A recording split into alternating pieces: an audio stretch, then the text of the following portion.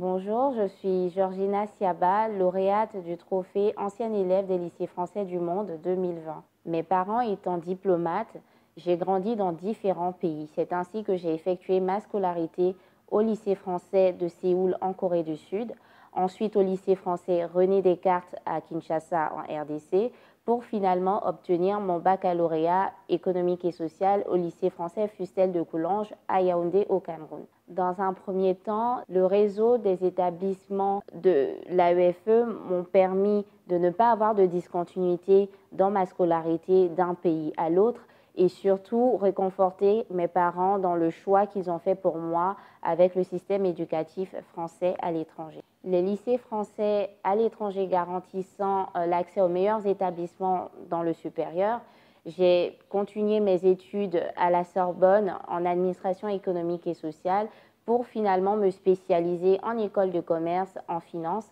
toujours en région parisienne. J'ai d'abord travaillé en tant qu'analyste financier en France.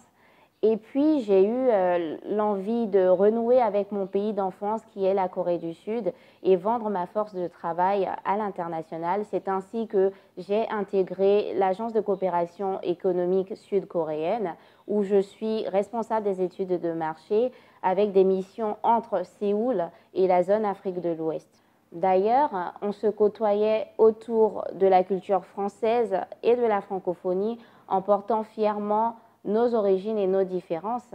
Moi, je perçois les lycées français comme des lieux où s'expriment de très belles valeurs telles que l'égalité entre les élèves et aussi une solide fraternité qu'on emporte au-delà des années lycée. Aujourd'hui, les anciens élèves des lycées français que j'ai rencontrés représentent mon premier réseau, celui que je chéris le plus et que j'exploite sans aucun protocole de façade. Mon expérience dans les lycées français du monde m'a permis d'avoir de façon subtile et très tôt des acquis pour ne pas spéculer sur mon avenir professionnel, mais sinon de le prédire.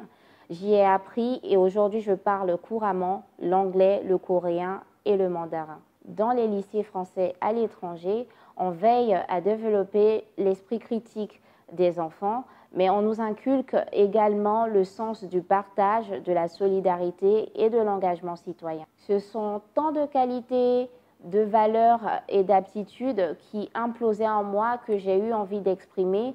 Et pour cela, j'ai créé, à côté de mon travail en finance, une ONG dénommée Vuntaku pour permettre aux enfants dans la zone d'Afrique subsaharienne d'accéder à une éducation plus durable et inclusive. Placée sous le signe du partage et de la coopération, dans une dynamique nord-sud, les équipes bénévoles de Vuntaku en France collectent des livres pour ensuite installer des bibliothèques scolaires en Afrique francophone. C'est un élan de solidarité qui fait également battre le cœur de mes amis anciens élèves des lycées français du monde qui m'aident en tout bien tout honneur à piloter ce projet humanitaire entre la France et l'Afrique subsaharienne.